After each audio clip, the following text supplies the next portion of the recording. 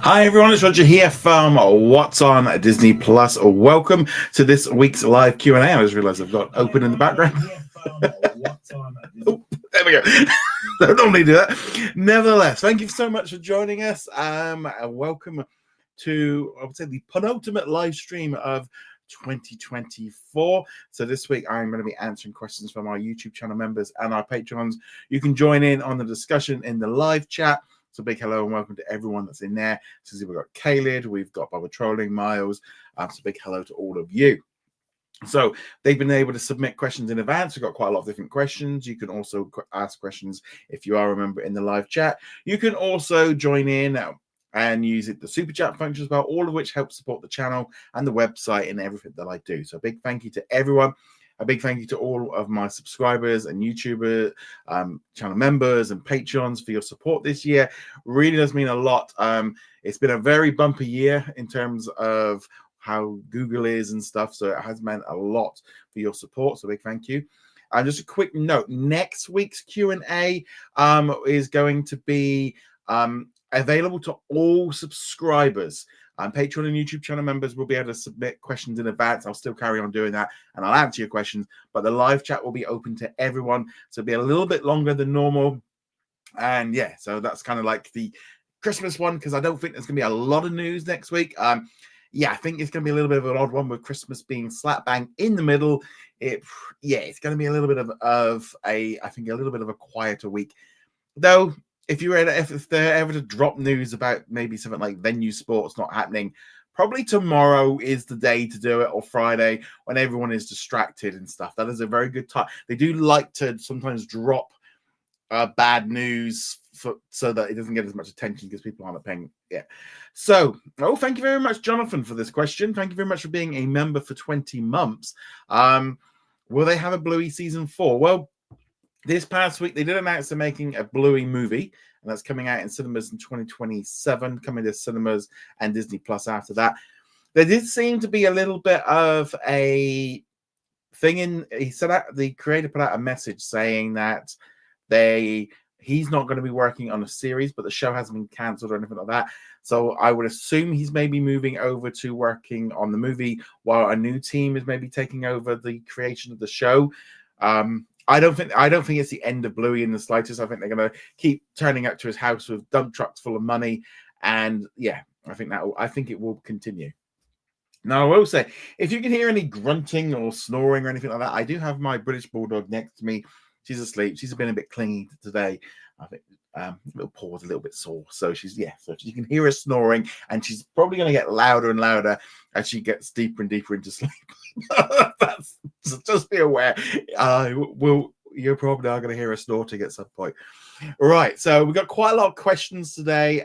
Daniel says, do you think that they should have released Mufasa earlier this month to avoid competing with Sonic 3 as much? So this is in reference to, and there's actually we've got quite a few stories. Kelly said Mufasa is set to underperform in the US, but slightly overperform internationally. What are your thoughts on that? And Keenan says, what do you think of the competition that will be between Mufasa and Sonic 3? So as of literally, this is the latest information that's come through, and obviously it's going to be changing regularly. So Sonic 3 currently has taken 62 million in the US on its opening weekend, but only just over 63 million globally because it hasn't opened in a lot of international countries. So therefore, the global box office for Sonic is much lower, but Sonic has done much better in the United States, pulling in, as I said, 63 million or 62. Mufasa has pulled in 122 million in globally. So technically, Mufasa and Disney did put out a little social media post just before we went live saying that it is the #1 movie in the world, which technically is correct. And there's a load of people there going, Sonic beat it. Well, yes, Sonic beat it in the US, but the world is bigger than the US. So therefore, they're both is technically true. Sonic is the #1 movie in America. Mufasa is the biggest movie in the world. Mufasa's taken 122 globally, 33 domestic, 87 international. Now, I think this is the weird thing with with this movie. Why do I think? I think Sonic 3 is you're introducing a really cool character called Shadow. Well known, it's an established franchise. It's a third movie, it's building on the success of the previous ones, and therefore the story's continuing. It's a bigger franchise. Sonic is not a new franchise. I keep seeing sometimes suddenly like these like writers are suddenly real. Sonic's really popular. Sonic's been popular since the 90s. It's not a new character. It's a bit like Mario. Mario and Sonic are not new characters. These are established franchises for 40 years. These are not new, but they are just bigger than they ever are. And yes, Sonic there's an excitement about it. It's Babak just says, I saw Sonic and Mufasa. Sonic was so much better. Mufasa seems to be getting a lot of word, a lot of people liking it. The music's not as good. I've been listening to a lot of the music over the last week for that film, and I've been really enjoying it. There is an interview going up this week I did with the composer of Mufasa. I spoke to him on Friday, so that's why I've been listening to it, and that's why I know the music. And I'm kind of weird, really. If I feel I haven't listened to the album, it's like, okay, I kind of guess where this movie's going. I think Mufasa, and it's going back to like the question of Daniel says, do you think they should have released it earlier? I don't think they should have released it earlier because of Moana 2. Moana 2 and Wicked have been like just squabbling for the last few. In all honesty, I think Disney got a little bit carried away with releasing Mufasa and Moana 2 within a few weeks of each other, because I think Mufasa is going to take away some of the shine from Moana. I think Moana's just about to hit. I'm just going to do a quick there. Moana 2 box office. I think that one there is just about to hit 800 million globally. Whether or not it hits $1 billion, there's a good chance, because ultimately with movies like this, they've got a better chance because like January and you've got all of Christmas, the New Year, you're going to have a few weeks of them all just clawing in money. But I just feel like I do think Mufasa and Sonic was I think Mufasa was a bad idea from the get-go. They got carried away with the success of The Lion King and thought that they could redo it. And I just don't think the interest is there. It's a prequel, and it's a prequel to a story that we don't really care about, to be perfectly honest. No, I don't think anybody ever thought, I wonder what the story of him is. It was established in the movie, in the original one, and I don't think there's interest in that. Now, I want to see Mufasa. It looks like it's going to be really good in terms of like the visual effects, and I like the music in it, and I want to see it. Simple truth is, I didn't go see it at the cinema. It's a busy week. I don't quite get this whole thing of going cinema. I don't think cinema here in the UK for holidays is as big as it is in the US. It seems to be different because we're in the UK. Christmas is a bit more like Thanksgiving, where everyone gets together and it's the big event, because we don't have Thanksgiving, so everything's kind of crushed into Christmas. We've been out shopping, we've been visiting stuff, we've had parties and friends over and all kinds of stuff. So just haven't had time to go there for a few hours to go see a movie. And Sonic, I'll be honest, I've seen Sonic 1 and 2. I thought they were fine. I'll wait till Sonic 3 hits streaming or rental. I didn't like Knuckles. I thought I didn't get past episode 2. I got bored of that show and it just didn't seem that good. So I think there's that one. I don't think they should have. I think going up for Christmas, I think they thought that they were going to have another $1 billion movie, and I think this is a very clear shot, and we're really going to see it next year, because you've got Snow White and like Lilo and Stitch. It's now starting to snore a little bit more. I think Disney is going to get a very, very, very rude awakening with its live action movies. I think Lilo and Stitch has got a chance of doing probably reasonably well, because I don't think it's an overexposed franchise, and if it's funny and it's original, people will be a little bit more interested in it because it's a little bit different. I think Snow White is about to bomb, and so I wouldn't be surprised if Disney doesn't like just abandon all but the basic advertising. I just don't think. I just don't think Mufasa was an interesting enough of a film. As like Keenan says, do you think the competition? What do you think of it? I just think it doesn't. You've got two really good franchises. Lion King, is the Mufasa movie is not exactly. People aren't exactly saying, they're not saying it's bad. And there doesn't seem to be a lot of talk about the fact that of it being, and it's done all right globally, but it's drastically down on the last one. But who thought it was going to do it? I mean, there's going to be some rage baiters and clickbaiters going on about this, the failure of the movie and stuff. And it is. I think it'll be lucky if it can hit 400, 500 million. Being honest, I think once Sonic hits it globally, I think that's going to have a big impact over the next few weeks. It'll claw some money in, but it is by no means, it's not going to be a big hit. And yeah, I think we are going to, this feels a little bit like what Disney's going to get for its live action movies is very, very similar to what we've seen with Sony, where the audience is rejecting these movies. They've had enough of them. They are bored of them. And I think Moana is probably going to be the last one. I wouldn't be surprised if they delay Moana, even though they're filming it now. I wouldn't be surprised if they give it another year. Let Moana. I think that could very easily be in place where they kind of go, oh, well, we got a little bit more special effects. We're gonna. I think we are going to see. This is between this. I think it's going to be a double punch between Mufasa and then Snow White is going to get absolutely destroyed. They're going to be like lots of excuses of why Snow White didn't work, but they are going to see this. This is just to tear. And Lilo and Stitches is probably a different situation because it was a Disney Plus movie, and therefore the budget's a lot lower. Actually, I just want to see what Lilo and Stitch 2025 budget. Did it 80? Oh yeah. So apparently, no, that was the original one.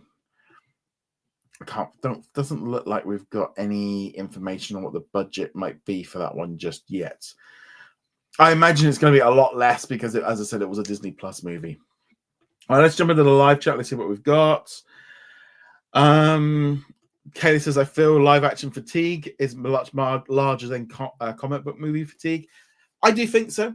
I think people are bored of this. I think the magic of this has worn off. I think Disney has definitely overdone it. I think it's going to be interesting to see what happens with that How I Train Your Dragon live action remake. Whether that is going to, if that does really well, it might spur them on to do some more stuff. But I don't know. I think the audience has had enough of this stuff. Definitely. The 119 Tinkerbell says we're going to go watch Mufasa on Boxing Day. Before Christmas was a bit too much. I think that's it. I mean, I definitely feel like that.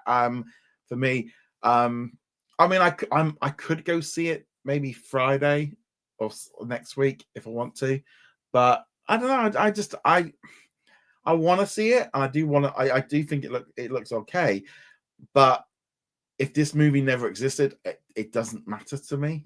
And I'm thinking to myself of, I am a diehard Disney fan, and when I turn around and say, oh, I can skip this movie, or I'm not quite interested in that, it's like, if I'm feeling that, then I know that is going to spread out even bigger.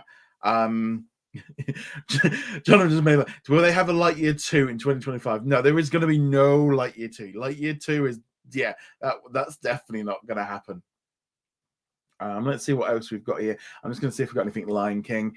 Do you think they will make a Lion King 1.5 or a Lion King 2 based on the animated movies? Nope. I think this will be the end of the. I think that'll be it. I don't think they'll do any more after this. I think this will be the end of it. Babak says, when do you expect Moana and Mufasa to hit Disney Plus? I would say Moana 2, maybe what's that? December, January, February. Maybe the end of February, beginning of March for Moana. Mufasa, March as well. I wouldn't be surprised. I think that will definitely be like a 90-day. Whether or not they hold off, I mean, that would be what? January, February, March. Maybe they might even hold it for Easter. That could be a good Easter movie for them. that might be, a good time. But that's the end of April. But I wouldn't be surprised if Mufasa is around Easter, because I'm trying to think what else they've got. They've got Captain America coming out for Valentine's Day, but for Easter that would be too soon. Yeah, so I'm guessing. Yeah, I think that's probably how that's going to work. Babak says, do you think having Moana and Mufasa close together was too much? I think so.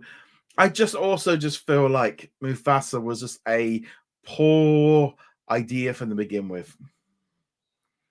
Babak says, Sonic is also animated and shorter, unlike Mufasa. It's kind of live action about 2 hours. Well, Mufasa technically is all animated. Sonic's got real humans in, hasn't it? I mean, it's got actors in everyone's. Let's see what else we've got here in the live chat. I'm just going to keep on the Lion King topic just for now. Kelly says Sonic is far more popular with the general public. Definitely. I mean, I think Lion King is very popular, but I think the thing is with Lion King is like there's like with the Lion King, it's like here's the story for the Lion King, and we like that, and we like the music, we like the Lion King, and it's almost that thing of like they can't do anything more with that. The audience just doesn't want more stories of these characters, and I think Disney's like struggling with like Sonic is a character that has adventures and has constantly been evolving, and there's new stories, and there's been a cartoon series, and the stories of Sonic, he's a character which has adventures, whereas the Lion King it's a bit like Cinderella, that kind of feeling of there is a middle story and an end, and no one really wants anything other than that. You also said when Mufasa's selling point is having Shah Rukh Khan voicing for the Hindi dub, it's not good. I'm not going to lie, I'm not too sure on what that does. I didn't answer the poll. I just asked everyone if they saw any of the movies. Another reason is with the winter movie releases are a gamble since external factors play a role. That's it. I mean, you only need, like, say, snowstorms, or icy roads. I hope Brave New World does decent in February. I think Brave New World will have that impact of having the Marvel audience of adults and stuff. Family movies are obviously a little bit more of an issue. Billy C says the reason why Mufasa is doing less is because it's not very appealing compared to other theatrical. Yeah, I think there is just. I mean, I know there's a few songs in there which I really like because I've been listening to the soundtrack, as I said, for the interview. So therefore, even now I've got that Brothers song just going around in my head. But those songs are not as good as the original, and they're not as iconic. I've been to see Lion King on the stage on a number of occasions, and that music and that, and you get the goosebumps and stuff. The music from this new one isn't at that level. Okay, let's see what else we've got. Chris says, I didn't really enjoy the first Lion King action movie and could care less about Mufasa. I will check it out when it hits Disney Plus. Totally feel you. I, to be honest, was very much the same. I didn't really like the live action version of Lion King either. I'd rather have watched the original. Jonathan, you keep asking like weird questions about movies that are not happening. So no, there's no Tarzan 3. There's going to be no Tarzan stuff coming in. Babak says Mufasa was fine. I enjoyed it, but I don't think it's worth running to the theater. And I think that's kind of the thing, really.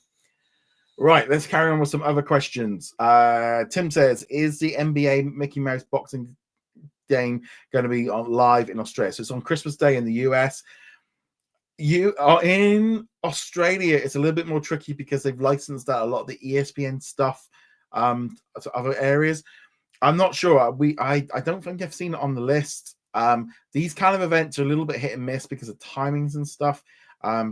Yeah, I don't know. I mean, the fact of and I'm not quite sure. Did Australia get the NFL games or the NHL games or anything like that? If they didn't get them, then I can't see them getting this one. But I don't know. It's a bit of a weird one, that one anyway.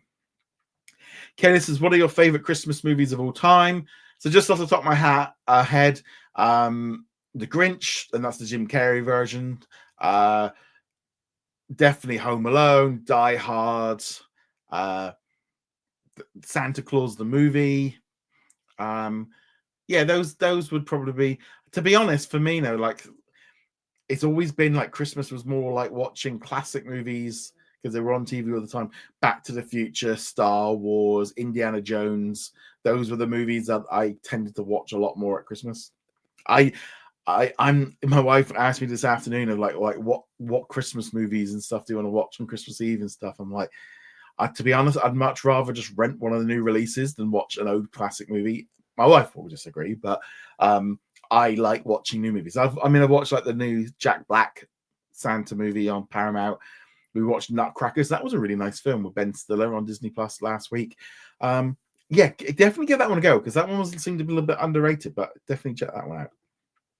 Let me know in the comments what your favorite Christmas movies are. Tim says, why isn't Dance Mums a new era on Disney Plus in Australia? It's probably just a US deal only. I think that's probably what's happened there. It's probably just that. Babak says, do you think Disney would try to buy Sesame Street? And if so, could we see a Muppet crossover? No and no. By the looks of it, Sesame Street, Warner Brothers doesn't want it anymore, doesn't think it's worth the cost. So they're getting rid of it.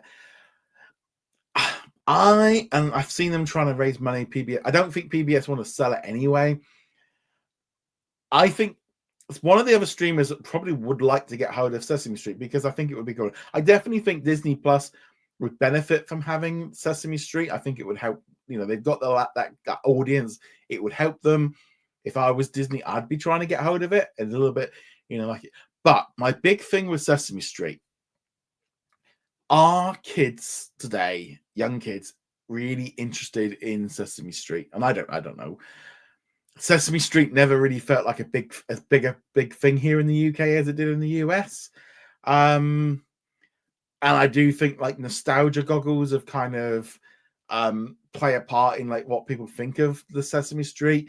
But I don't think of Sesame Street as, I don't know, it just feels like it's something from bygone era, and it feels like naturally it just doesn't fit in the world today. You know, them asking, I saw a video of them like, you know, basically doing like a telephone kind of thing. They want your money. And it's like, really? It's like you've got this massive brand. You could finance this, you know, and that's PBS, it's public broadcast. It's like merchandise, sell the rights off, you know, this shouldn't need to be. If you're asking people for money, I just don't think this franchise is, I don't know. I don't really get the appeal of Sesame Street. I obviously watched it when I was a kid, but it never really resonated with me in that same way. Do you see Sesame Street coming to an end? I'm not sure if it will come to an end. I don't think it will come to an end. Chris, you really enjoyed Christmas Vacation and Bill Murray Scrooge. Scrooged is one of my favorite. Yeah, that is a really, really, really good movie. I love that one.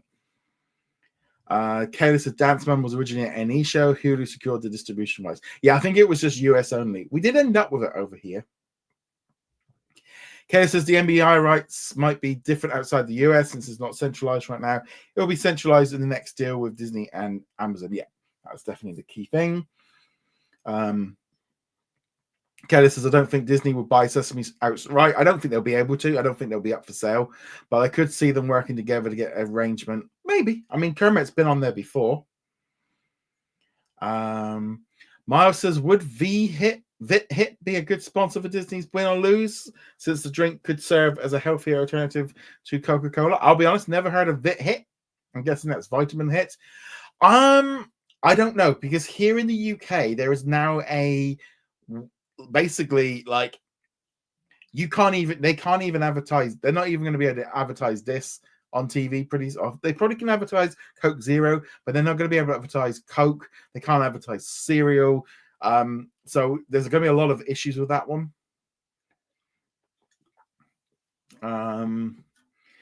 Chris says, what do you think Disney Plus should have done differently this year? I feel like the launch of Hulu on Disney Plus and the launch of ESPN on Disney Plus in the US was good.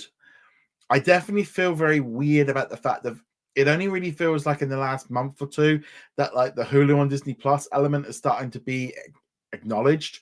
You know, like the new trailer for like Night Bitch said that it's coming to Hulu on Disney Plus. Like they're not promoting that at all, and I think they need to start doing that more actively. But I think they've got over the speed bump of now adults and stuff are used to seeing Hulu in sports now in Disney Plus, so allow them in 2025 to really start to lean on that. So I was surprised at that one.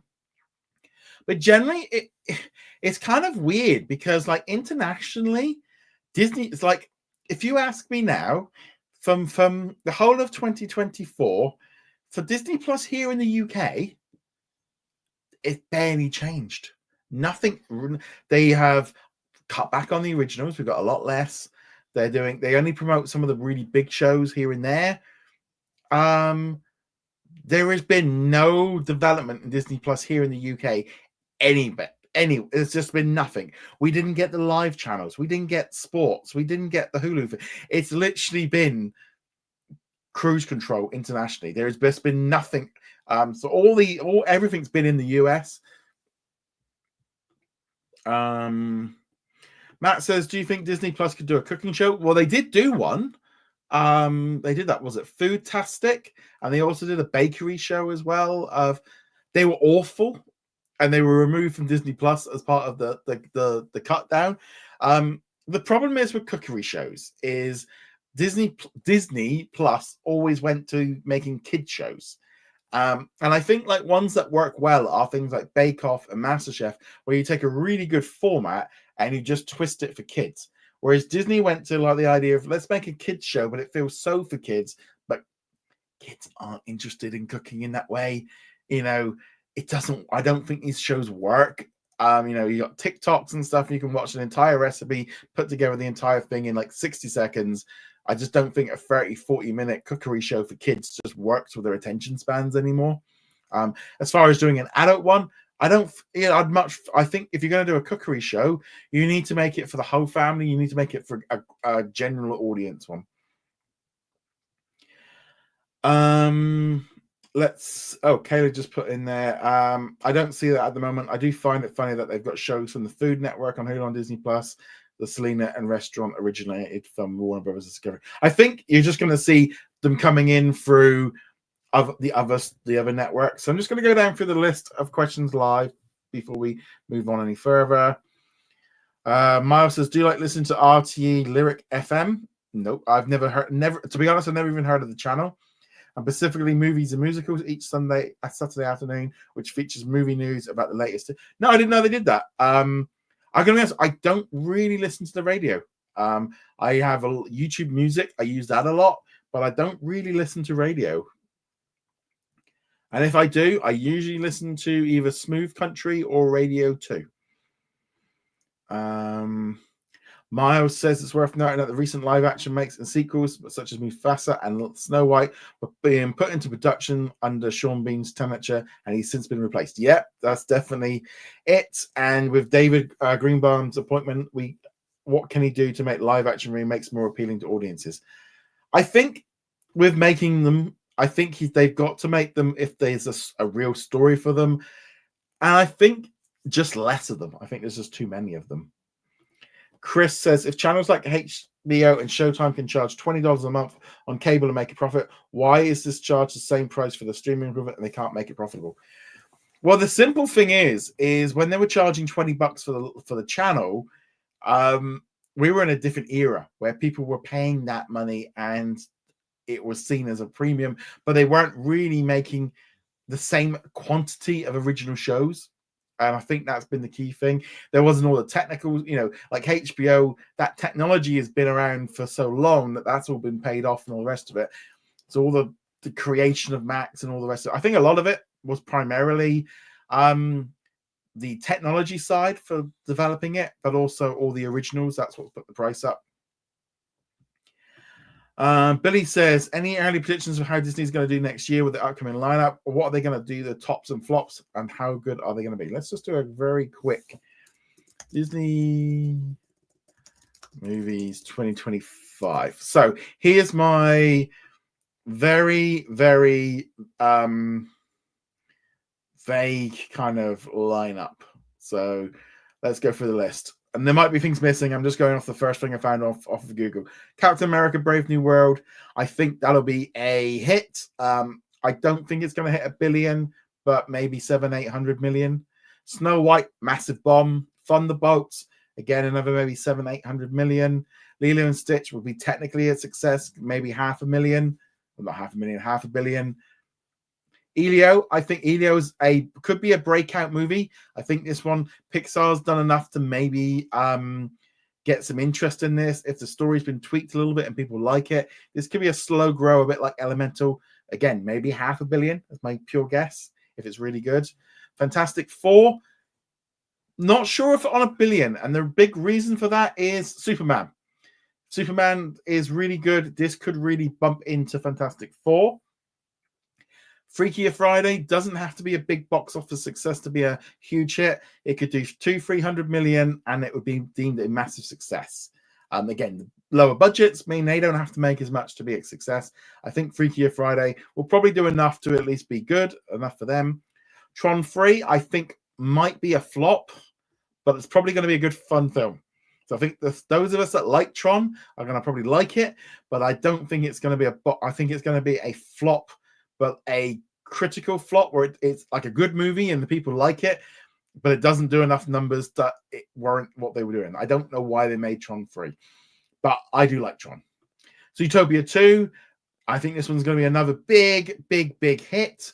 I think this one, it could easily be a bit like Moana. I think it's going to be a bit like Moana 2, where it comes out the gate super strong, and I think it's going to do very well. But it is going to be going up against Wicked 2, and that's also going to have time to build up. But they're very different. So I think Zootopia 2 will be a hit. And Avatar: Fire and Ash, another big smash hit. I mean, both two movies have been huge hits. We like Avatar. People like Avatar. So I think overall, I think in terms of billion-dollar movies, I definitely think Avatar and Zootopia 2 probably have the best chance. I'm a little bit less. I'm not sure about the. I'm just not sure about the Marvel ones, whether or not they're going to hit that kind of level. Thank you very much, Derek, for your super chat. Disney needs to slow down the live actions, at least do it every now and again. I think 100% agree with you. I think they need to do one every 2-3 years. I think they really have to slow it down. I think the audience has burned itself out on that one. Okay, let's just carry on with, again, thank you so much for you, Derek, for your super chat. I really appreciate that. I hope you have a really good Christmas. You've been really great this year. Tim says, how many live action Star Wars series coming next year? So we're going to have, obviously, Skeleton Crew. We're going to have 2 more episodes dropping in January. So technically it's still a 2025 show. And then we're going to get Andor in April. That'll be it. That's all we're getting. We'll get that next. And then the year after will just be Ahsoka. We're going to be down to 1 show a year. That's probably how it's going to be, and maybe even I think that's probably what we'll be down to. I think we'll have 1 show a year. The days of us having 3 are long gone, and I think, to be honest, I'm really glad Skeleton Crew seems to. I think that might have just come in and been like a little bit of a, oh, this is good. Even I went for lunch with my parents today, and I did. Even my dad said he was watching Skeleton Crew. And he didn't complain about it. Which he didn't say. I don't think he says it's amazing, but yeah, for that, my dad likes it, and it is aimed at kids. That's kind of, I think that's quite a good sign. There doesn't seem to be a lot of negativity around Skeleton Crew, which is good. Kelly says, what is your thoughts on the recent interview with Dana Walden and Alan Bergman did? I thought it was very insightful how they discussed the challenges. Yeah, I thought it was a very good overall fluff piece about the fact that, I didn't really think they told us anything that we didn't already know. I mean, it was okay. I think that reminds me, I was supposed to write something up, but I didn't bother doing it yesterday. I think in general, it was just kind of giving a good idea of the fact that, they're focused on theatrical. They've done all their reorganization. They've got the studios in place. It feels a little bit like they've done all the background work. Now it's going to be a case of them starting to hit the ground running, and they've got the system in place now. The studios are putting out movies, and movies will go to cinemas. They're going to be doing less less Marvel and Star. I think they've got a lot of the, and 2025 in some way, like looking at that film lineup, it looks a little bit like they've got a few leftovers from what they had before, and it definitely feels like that with the Marvel side of things. But yeah, that's how I look at it. Miles says, do you think that Disney and Pixar's upcoming series Win or Lose will feature special guest stars to attract viewers' interest in the program? I don't know about guest stars. No, I think we need to look at Win or Lose and think this is not a movie. This is, so they are not going to spend a lot of money on promotion.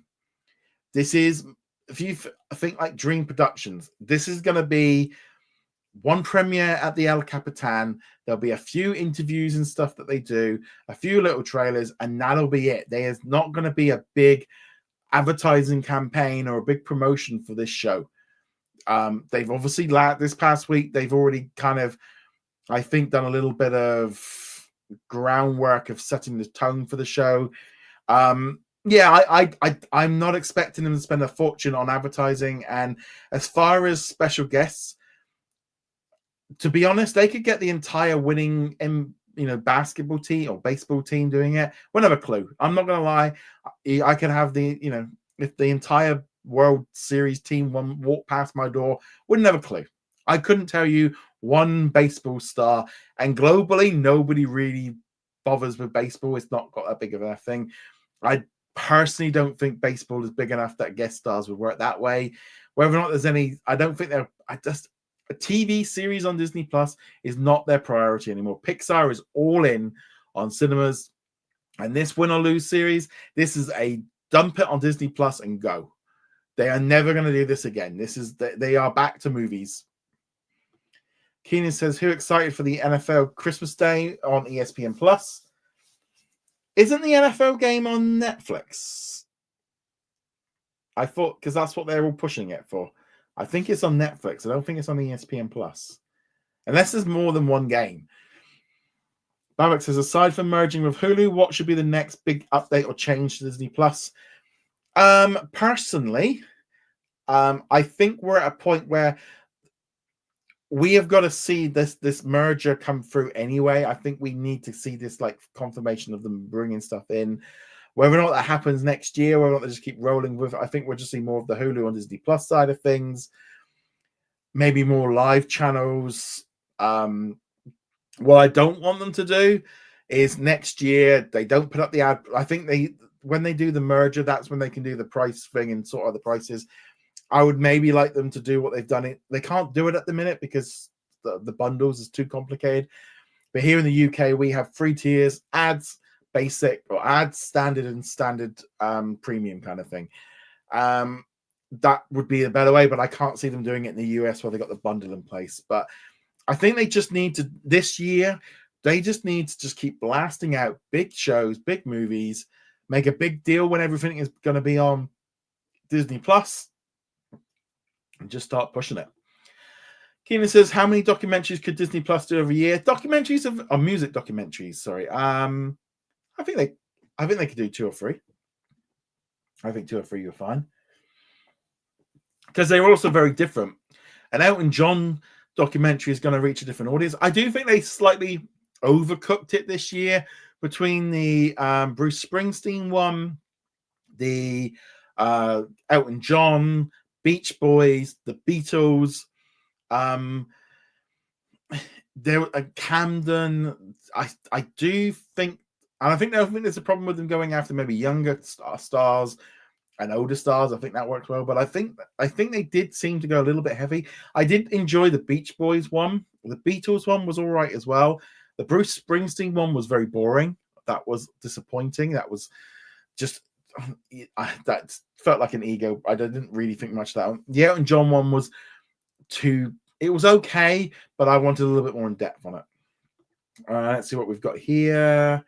Kelly says the NFL on Christmas Day is on Netflix. The NBA is on. That's what I thought. I thought that was the case. Could Win or Lose have its world premiere at the Oracle Park Baseball Stadium outside of Pixar's headquarters in Emerald to tie into the sports aspect? Maybe, but they might just. I would expect them to probably just do it at the El Capitan Theater because they own the theater. and they're not going to spend any money on it. I mean, they could do it there as a good little PR stunt to get some photographs and stuff, but is that really gonna make any difference to the viewing numbers? And I think, that's the kind of thing with this one. Chris says, what will happen when Hulu shuts down the ones who only subscribe to it? They'll be moved over to Disney Plus. Like when any other app, they'll just be moved over. Because it's all the same ID anyway. Jonathan, why are they chaining Bluey the movie in 2024? I don't really understand what that. Do you want to rewrite that? Because I'm not. The movie's not coming out till 2027. Kelly says, I remember Walden mentioned the smooth transition from Hulu on Disney Plus wasn't a guaranteed thing since it could have gone the other way. It's mostly since Disney kept expectations low. I do think there was like a weird thing of I think they were worried about how the audience was going to react to Hulu on Disney Plus. I think they were scared of parents maybe getting upset, or I don't know. I think they just went very. It was such a weird launch with the beta version for a couple of months to kind of let people get used to it. Yeah, I think it's a very, very weird. It's almost like that thing like, oh, it worked. It's like, are you sure? Are you sure we should do this? Like, it's worked everywhere else in the world, but they seem to be very scared of it in the US. Chris says they'll either get you to subscribe to the bundle or transfer. I know when Hotstar shut down in the US, they asked people. I think with Hulu, it's easier because you're already under the same. It's the same user ID and it's the same login details and everything. So therefore, because you're using my Disney ID, it's a much simpler system. And if say for example the bundle becomes Disney Plus Basic with ads, they can just merge you over that way. I think that might be a way of doing it. Miles says, could Searchlight Pictures do more IMAX release like the recent release of A Complete Unknown? You're probably seeing most movies, they want IMAX because they want to get more money at the cinema because they can charge a premium. But there's only so many screens and they're all competing for it. But it makes sense to put out as many as you can on IMAX to try and make as much money as possible. Why are they charging Bluey the movie in it's coming in 2027, and it's obviously it is just to make more money. Miles says, do you think Disney's Elio will be shown in the 70mm IMAX format in addition to the laser format? I don't know. I'm not sure. I think they'll have it in the generally with Pixar, they are in the best quality they can be. Kay says, I know the Boomerang shut down in the US. I was ultimately transferred to Max. It was the same price I paid for Boomerang, but they did say things would change. I think you're more likely they will just merge everybody over.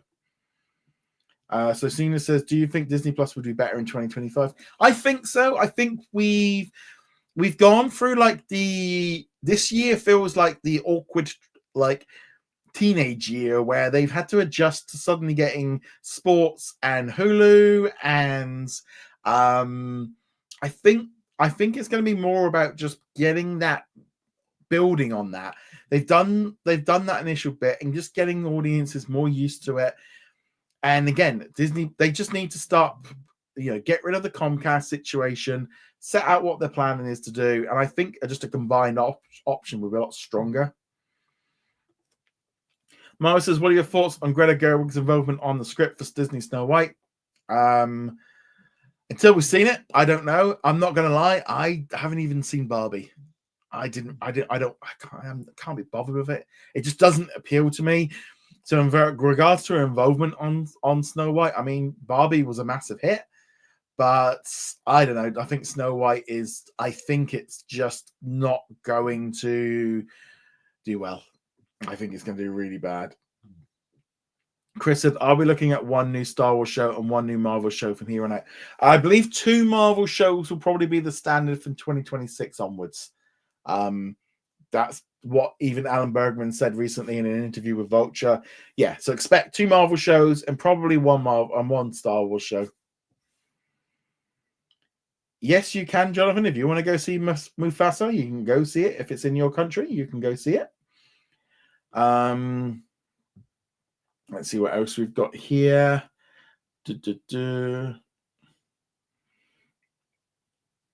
Roger, have you checked out the season premiere of What If? I haven't checked it out today, to be honest. I am gonna. Disney did send me screeners, but they only sent them to me like late last night. So tomorrow I'm planning on kind of jumping away. I might try and watch the first episode tonight after the live stream and see what it's like. But I'll be honest, I've got like one level left on Star Wars Jedi Survivor, and I've only got 3 more days left on my month of EA Access. I brought EA Access literally for a month just to try and get to play through the game, because I know I'll be getting a new game for Christmas, so I want to get that game completely finished. And I'm not expecting a lot of news over the next day, so I'm going to try and probably watch What If. To be honest, today was not a good day, and I'm sure there's probably a lot of us that are in the same thing with What If. Of I don't know. I mean, there's just so much going on with family. I mean, and like people, like so many of my friends and family are doing stuff this week. But the good thing, at least with What If, is if you miss it for a day or two, then you can obviously build up. And I don't know. It felt to me like the promotion for What If season 3 seemed much lighter than in previous years. It seemed a bit weird with that one, really. Has everyone checked out What If? Is it any good? Did you forget about it like me? I'll be honest, I did actually forget it was on today. Mario say, will you be watching the premiere of Soul, which is on Christmas Day? No, I won't be watching RRT because I'm obviously in the UK. I don't tend to watch BBC One Christmas Day. I'm just trying to look to see what is on. Is it Soul or you got the King's Speech? Because usually there's a Pixar movie on. So this year we've got the King's Speech, Strictly Come Dancing. We'll probably watch because I'll be over with my family then. I'll probably catch up in a little bit later because you got like Wallace and Gromit and Call the Midwife. I'll watch them. I'll be honest as well. The thing is, we usually end up with it if it's on. We'll put it on. We'll put like a Disney movie on while we've got all the friends and family over. Personally, I usually would just put Christmas music on. Like Christmas music videos or a log fire or something, because we're all talking. I don't really like we're not all sitting there watching a movie, that kind of thing. Let's see what we've got here. Oh, Blair is really going for the snoring now. Here you go. Let's see we're wrong. Aaliyah says, I think Mufasa will recover during the Christmas corridor. The target audience is busy and distracted right now. I might be wrong, but as we do see here, it's not a priority and interest even with Disney fans. I think it's the thing is with this week is it's very much like there's a lot going on and people are a little bit, they are busy. But obviously they were busy. They had to prioritize Sonic or Mufasa. But they have got a few weeks now where they'll be able to pull in all the money. Matt says, what other Spider-Man character could Sony do a movie? I don't know. Spider-Man? Personally, I think they should just do a deal with Marvel.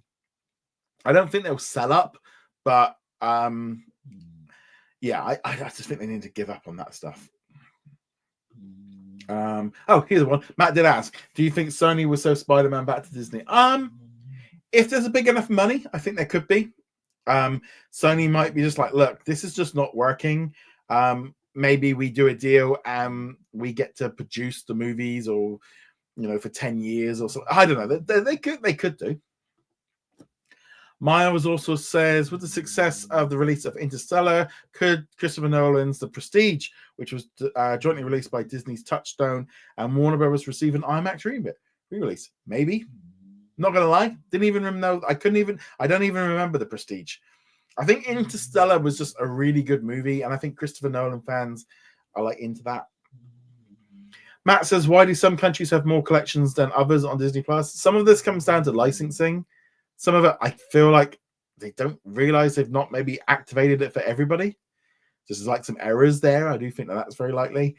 But again, a lot of this is just going to come down to licensing. It's like the Made in Korea collection. Was it like some of these collections weren't available outside of those countries? And it's like now there's more like content and kind of makes sense for them to do it. It's like there's the Canada one. I don't get why not make it global? Why not make it so we can all see it? Miles says, with the recent purchase of the Alamo Draft House chain, could Disney expand its movie theatrical operations beyond the El Capitan Theater in California by buying a cinema chain? Now, I think they've got rid of the reason they can't do it. Not going to lie, I don't really see a lot of benefit for Disney if they did. They probably would get into some issues with having too much control. And right now, they can put the movies out there. They get the box office. I mean, I think we're at a point where cinemas need a drastic change. I think there are too many screens. I think they need to be more premium screens. I think the seats need to get better. I think the audiences need to be. I think there needs to be a lot more crackdown on antisocial behavior in cinemas. I think we're at a point where the cinema is never going to go back to what it was pre-pandemic. But also the experience has to get better, and that means involving more money. And I don't think Disney need to. I don't think it's in their interest to do so. Baba Trolling says the Disney CFO said if Venue doesn't happen, Flagship will probably do more on CNBC. I'm going to need to look for that one because I don't know if that was a new interview or not. When do you think they could ESPN Flagship have third-party content like Fox? That would probably be easier for them to do. They could probably maybe do a deal with them to bring it into it. And license it, and if it's non-exclusive, maybe they can get around it that way. I think Venue Sports is going to get canned. I think it's going to get. I wouldn't be at all surprised if it gets canned in the next week or two, while everyone's distracted. And it's a great time to bury news is when people are distracted. I don't think Venue Sports is going to go ahead because I don't think Disney and the other studios want it to go to court to be for discovery, where basically all the evidence comes out. I think the project's going to get canned. I think they wanted to get on it. It's going to be too hectic, and I think they try to get it through. And I don't think they want to go to court and get all that information come out because it could cost them more in the long run. But that's my prediction. Last of the pre-done questions, and then we'll be live for the rest of the show. Babak says, how does Disney choose its collections? No idea, but I don't think very smartly. And I don't think they put a lot of thought into them because I don't think they really are doing it. God, Leia's really going for the snoring now. She's really going. The Simpsons have 6 different collections, while Family Guy doesn't have any. I think a lot of this as well is again, because of this half-assed approach with Hulu and the rest of the world, because America doesn't have it, the rest of the world isn't really getting a lot of great stuff. It's like all the profile pictures. We've not got Family Guy. We've not got anything from the Hulu side. Just doesn't really kind of stretch out to the rest of Disney Plus globally. The collections are all a little bit weak. They've not really put. We get the odd little random collection, but they're not really putting a lot of effort in. All right, we'll carry on with the live questions for the rest of the show.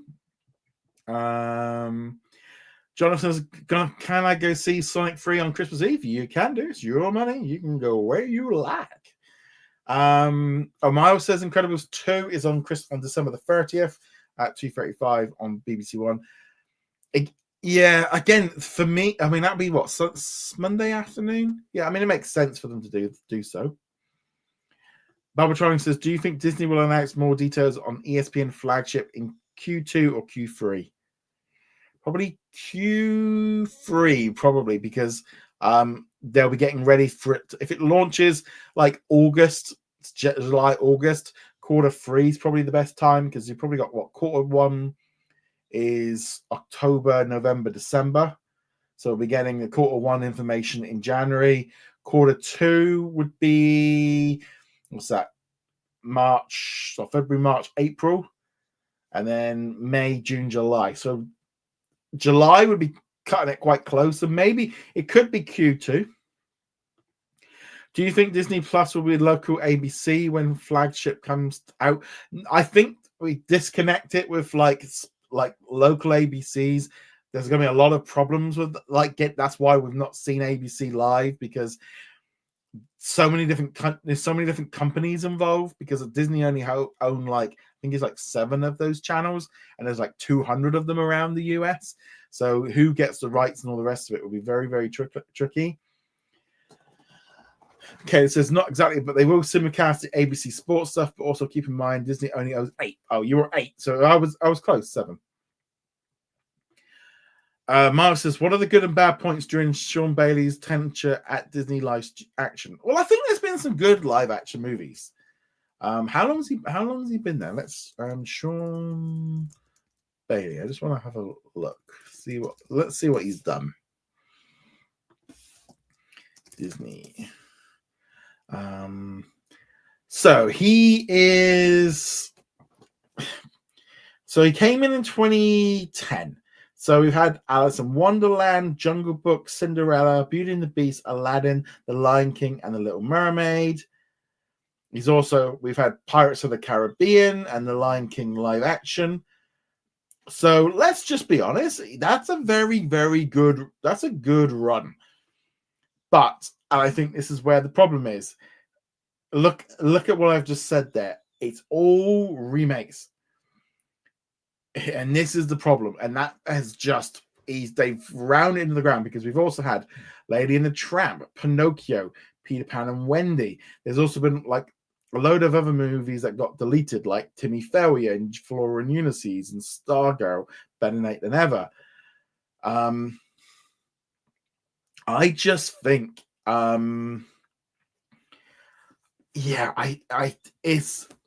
he got lucky. He made some incredible movies, but I think they got carried away and they just kept going and going, and I don't think they knew when to stop.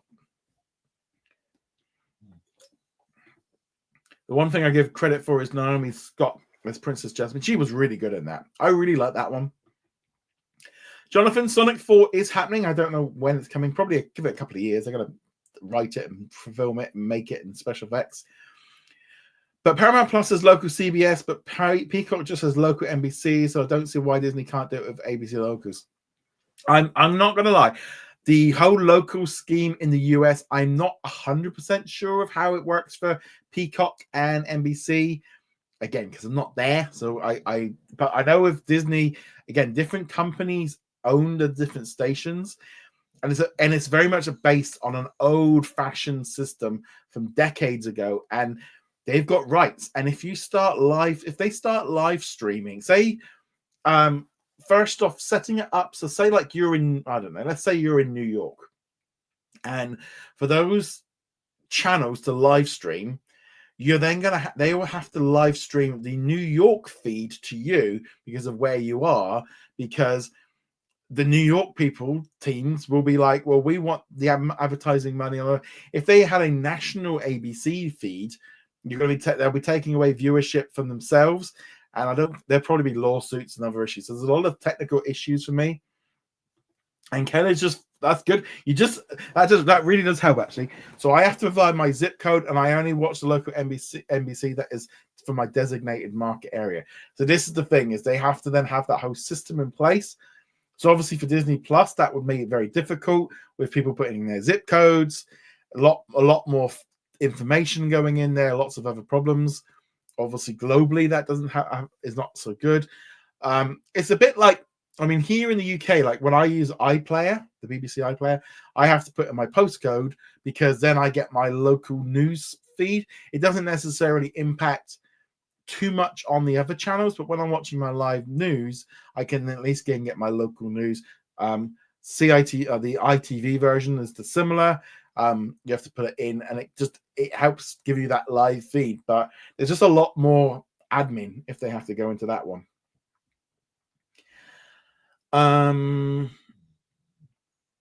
Let's see what we've got here. Disney isn't going to buy a cinema chain. The reason why Sony did it is because they're a technology company, and they've also provided the tech for cinema chains first before acquiring. I think that makes sense. Bob Iger said the reason they don't have a lot of more international movies and shows on Disney Plus like Netflix and Disney Prime, since the technology is not up to par with Netflix. I disagree with that a little bit, because I don't think it's so much the technology. I think it's more about the fact that there's quotas, and a lot of countries are bringing in quotas. A lot of them are bringing in extra stuff. So like here in Europe and in the UK, there is actually a lot of licensed movies from because they've got to try and get the numbers up. The problem is, say for example, they took the Hotstar. Let's say they take the Hotstar movies, and they make them globally available, right? What that does is, say they add on, say 1,000 titles got added on from Hotstar. Well, in the UK and Europe, they have to add 30% of the system, I think, has to be European. So if they add 1,000 Indian shows, they then have to have another 300 European shows. So then suddenly the cost has just exploded. And that's why they've been doing trimming on Disney Plus here in the UK. They'll go through and they clear out a load of movies and shows that aren't watching, because if they can bring the overall number of shows and movies down, they need to have less licensed stuff to backfill. So they do every now, at least once a year over the last few years, Disney does like a little cull where it clears out stuff. So there's some there are some issues there. But I do think the technology is a problem, definitely. I remember back in 2020 when I asked if Roman would drop the WWE title before Sony loses the Spider-Man rights. You called it correctly. Yeah, I don't see them doing it. The one thing that Marvel and Lucasfilm doesn't have to carry Disney Plus, since Hulu will carry the load. This is it. This is the big thing here. Hulu is going to be I would say the workhorse for Disney Plus. This is the side of the app that is going to be delivering high quality dramas for the adults. It's going to be dropping in the documentaries. It's going to be dropping in all the content that Disney Plus needs to compete with Netflix. Hulu has it all. They don't need to reinvent the wheel with it. That's what they were trying to do with Disney Plus when it launched, was create all this vanilla, family-friendly kid stuff which nobody watched, or not enough people watched. Again, Hulu is going to be the workhorse. This is the stuff that's going to keep the channel going. You know, Grey's Anatomy, Bob's Burgers, The Family Guy. That is the stuff that people are watching. The Disney Channel stuff will work for kids. They'll have obviously the international, but Hulu is the workhorse for it. And the Disney Plus and the Disney brand and the Hulu and the Marvel and the Star Wars, etc., and Pixar, those are the HBO-like level big epic things. But the Hulu side is the one that's just rolling along, and it's just keeping the thing moving. So I'm just going to go up, see if we've got any more. It's going to go to the top, see if I've missed any questions. Again, feel free to send in any questions. Once you've kind of run through the questions, we'll kind of call it a day after that, because we've been going for an hour. Chris says, with the recent price hike hitting YouTube TV, how much more can these streaming services charge, and people will eventually not be able to afford it? I think with the live action TV, I think we're at a point where most of the networks are just trying to grab as much cash as they can before people tap out. And this is a business that is just losing. This is not a sustainable market anymore for cable TV. There is a certain amount of customers, and they are just dropping daily. They're not going up. No one is going back. You might have the old one, but generally, people are just jumping off. It's like the Fortnite bus. And they are just riding it along as more and more people jump off before eventually they get to the end and everyone gets kicked off. And this is the problem with it. And I think this is the problem for Fubo and Hulu and Sling, is they're all just cannibalizing each other's view. I think we're going to see a little bit more consolidation between them all, because ultimately this is just staying the same or shrinking. And also, you're getting people that will jump onto it and then go for a little bit. But these price hikes, that $10 for the YouTube TV is probably going to filter through all the other ones as they do their contract negotiations. That price is going to continue to go up. I don't view this as a business that is long-term going to work. And that's why I think Venue Sports was just filling it in. I don't think it was going to work long time. Kelly says, I was talking to Skeleton Crew with a friend the other day, and they called it Goonies in Space, and he's a big fan. I think it's definitely interesting. Bubba Trolling says, do you think sports will be more important to streaming services viewership in 2025? Yes, we're going into a new era of sports. Netflix just got the Women's World Cup rights. Obviously, WWE goes to Netflix in a couple of weeks, which I'm really looking forward to. I think the football on Apple has been a massive failure because they've been live sports is great for advertising. And now that they're all going to start offering sports, sports is very, very. I think they also realize they can't keep. Sports wasn't going to keep people locked into cable forever, and they were just losing that audience. And I think that we're at a crossroads with this stuff. Let's see what we've got here. Just going to go down the questions.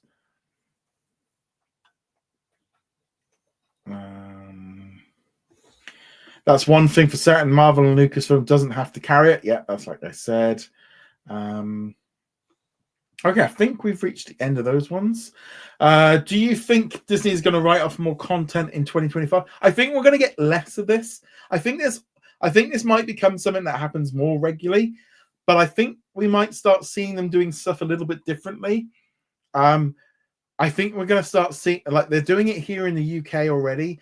They've started licensing out some shows to like the Wagafa story, the Brawn Formula One, Extraordinary. They've actually been starting to license these shows out to other networks, and that might be a better way of trying to get money in by licensing it out. Maybe they license it to Tubi to get just to write off some of the losses. Maybe I don't think they're going to do it as much. I think they've done the bulk of it, and also probably that we're going to start reaching that point where the shows that are coming out are doing better.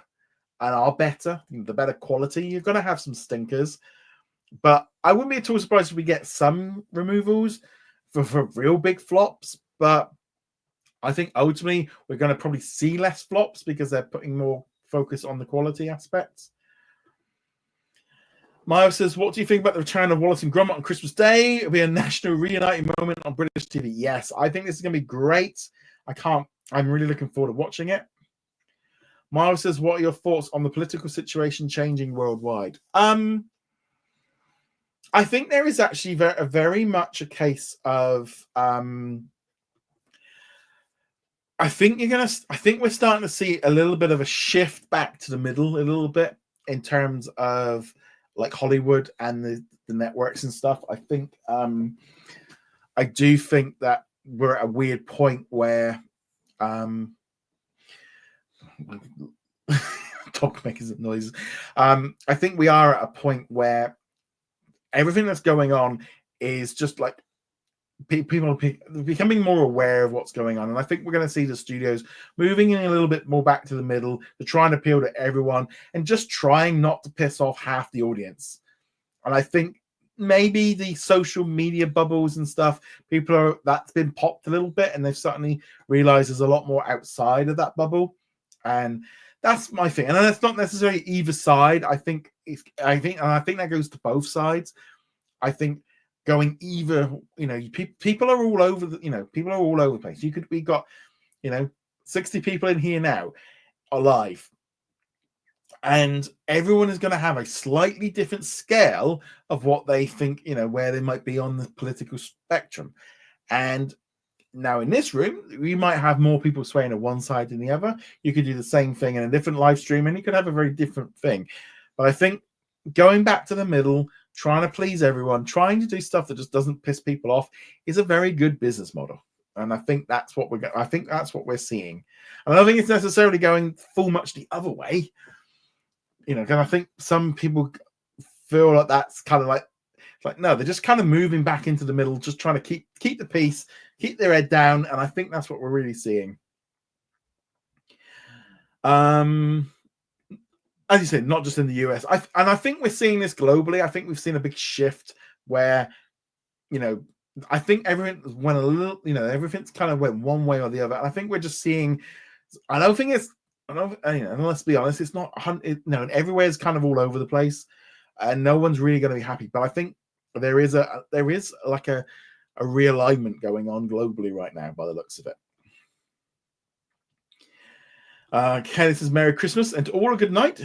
Yeah, it can be nice to have Christmas. Jonathan says, I have Prime, for Thursday Night Football on Amazon. Yep. Is that a question? Merry Christmas. See you next week. Thank you very much. Hope you have a good Christmas. Barbara Trolling says, do you think they'll add more playlists soon? Maybe not for a while. Kay says, also have to keep in mind that if the economy crashes, Disney will have to lower their budget since many will not be able to afford to see movies in the cinema. It's kind of like catch-22, really, because I think the budget's exploded anyway, and they need to get that under more control.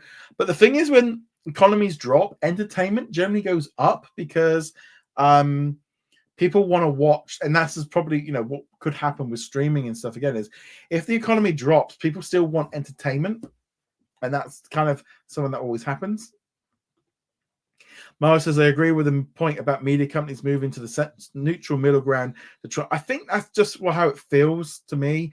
Like, I think, especially as well, like, the trouble is, again, social media and the news, and it can go either way. I was having discussions about this with my friend yesterday when we were having coffee when we took the dogs for a walk, of how it sways it. And I look at it very differently to them because I think I'm a bit more locked in on the social media side of things, of where the algorithm and stuff. When I was talking to them, they were like, oh. And I said, like, if you're watching a if you're watching a reel or a TikTok and you're sat and you're watching it, you're going to get fed more of it and get fed more of it. And I said, and you start becoming in a algorithm. And it was like, oh. And it's like, yeah. So and then you're going to start getting fed more and more of it. So it becomes a bit of a bubble. Chris says, I have yet to have the playlist channels except for ABC News on Disney Plus. The question is, Chris, if you are on the ad tier, you'll only get the Disney Junior one and the ABC News one. The other ones are just for premium movers only. Right. On that note, okay, so thank you very much to everyone for being in the live stream. Thank you so much for that. So big hello and thank you everyone, Chris, Miles, Caleb, Baba Trolling, Jonathan, so Suna, Chris, I don't want to try and miss anyone, Ricardo, hopefully I didn't miss anyone, Aliyah, Matt, big thank you. Hope you all have a fantastic Christmas. So next week, in terms of programming, I have got an interview with the composer of Mufasa that I'm currently scheduled for tomorrow, unless there's any breaking news. So obviously with the midweek one, Christmas Eve, Christmas Day, and Boxing Day, I'm not going to be doing any new videos. If there is any big breaking news, I'll either do it on Monday or I'll do it on Friday, because I'm still going to be doing articles on the website if anything comes up. But I'm going to try and have a little bit of some time off, spend some time with the family, build some Warhammer sets, watch some TV, play some video games. I'm going to have a little bit of a break. Next Sunday, I will be doing a live Q&A. Next week's one will be a little bit different. I'm going to open it up to all subscribers, so everyone gets to do it as a bit of a Christmas thing. It will be a little bit longer than normal. If you're a Patreon or YouTube channel member, keep a lookout on Friday. I will put out a post asking for some questions. That will just allow you guys to get your question in regardless of how many people we've got questions coming in. So next week's one's going to be a little bit different. I figured, end of the year, I think that's a good way of doing it. But yeah, so that's the plan for next week. So there will be less coming out, unless there's anything major coming through. The following week for New Year's probably be a little bit similar. New Year's Eve and New Year's Day will depend on if there won't be any videos those days. But if there's anything big and breaking, I will do. And also, can go the other way. If on Friday there is absolutely bugger all in terms of news, there might not be a video. Obviously, look on the website, what's on Disney Plus. If there's any, that will be where anything gets written about. But video-wise, I'm kind of looking at it like the next kind of 8-10 days is a little bit wishy-washy. Who knows? But on that note, guys, thank you very much. Hope you all have a fantastic Christmas or holiday, whichever one you're celebrating. Thank you so much. And on that note, guys, thank you very much. Merry Christmas. See you later. Tally ho.